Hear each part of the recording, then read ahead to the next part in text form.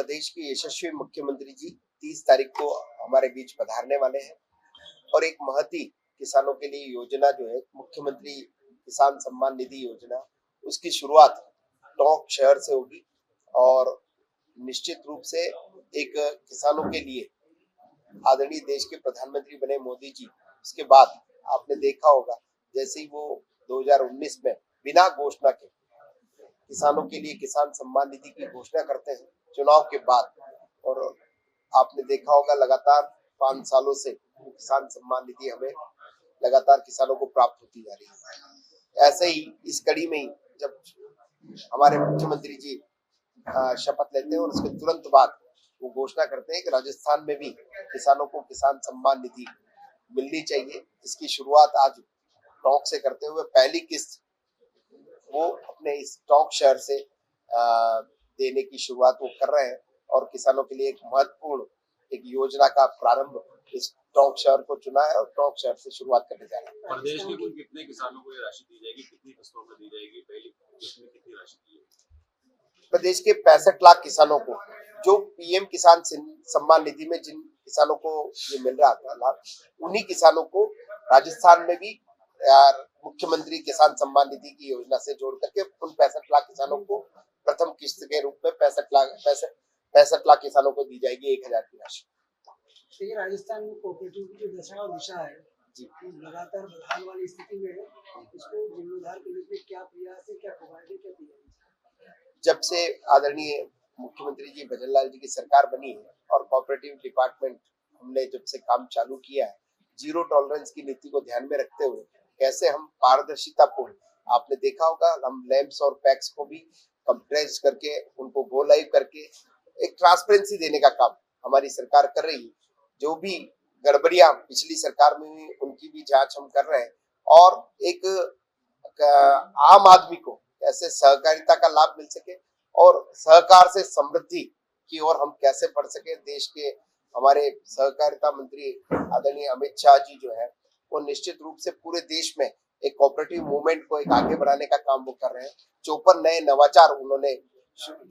नवाचारों की शुरुआत उन्होंने की है।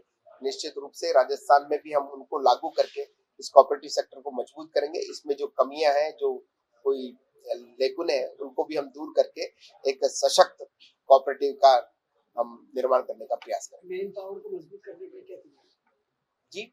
मेन पावर को मजबूत करने के लिए क्या तैयारी है? कोऑपरेटिव में स्टाफ की काफी कमी है, उसको लेकर क्या? जी, उसको लेकर के बैंकों में जो कमी है उसको भी हम अभी भर्ती के माध्यम से सरकार से मंजूरी लगभग मिल चुकी है, तो उसको जल्द से जल्द भर्तियों को भी हम पूरी करेंगे। जो हमारी व्यवस्थापकों वगैरह की कमी है उनको भी हम भर्ती करके और कैसे हम कोऑपरेटिव सेक्टर को मजबूत कर सकते हैं इसके लिए हम लगातार प्रयासरत हैं। प्रदेश के अंदर राजनीतिक माहौल गरमाया हुआ है, खास तौर से 5 जगह चुनाव होने हैं और वहाँ कांग्रेस के लिए हम वापस वो प्रदर्शन देखेंगे। बीजेपी का क्या दावा?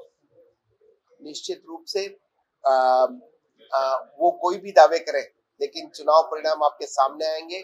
5 की 5 सीटों पे हमारे भजनलाल जी ने जिस तरह से मुख्यमंत्री जी ने जो काम किए, मुझे पूरा विश्वास है 5 की 5 सीटें भारतीय जनता पार्टी की झोली में आएगी। पीसीसी चीफ गोविंद सिंह डोटासरा और मदन दिलावर जी के बीच की जुबानी जंग बहुत चर्चित हो रही है। और डोटासरा जी कहते हैं कि मुख्यमंत्री कोई काम नहीं कर रहे हैं, सिर्फ दौरे कर रहे हैं, भ्रमित कर रहे हैं प्रदेश की जनता से कोई सरोकार नहीं।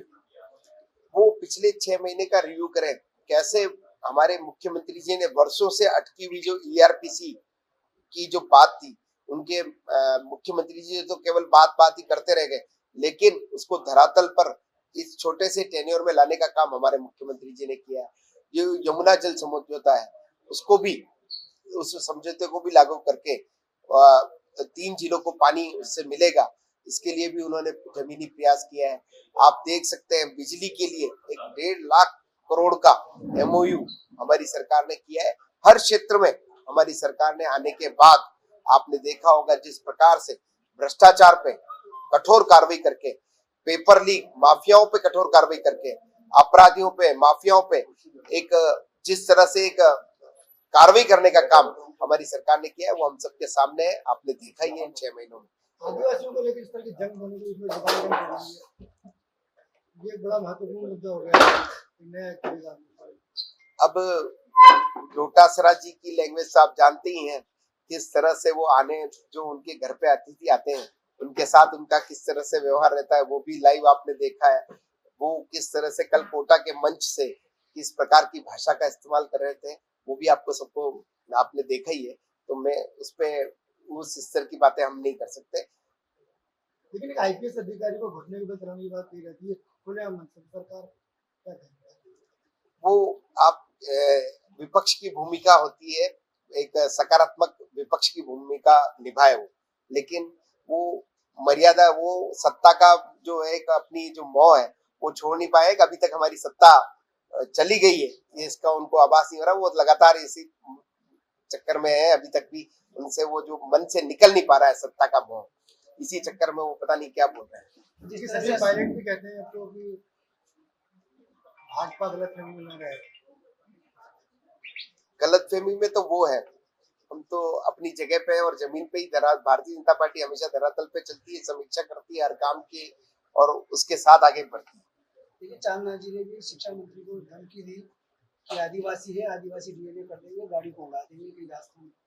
इसको लेकर अब निश्चित रूप से वो बौखलाहट है उनकी जो सरकार चली गई है, जिस तरह से उनकी सरकार में काम हुए वो भी आप सबके सामने है। तो वो जो बौखलाहट है वो आपको उनके भाषणों में नजर आ रही है। बिरला जी का दूसरी बार लगातार प्रदेश से हैं और लोकसभा अध्यक्ष बने हैं। क्या उम्मीद कर रहे हैं?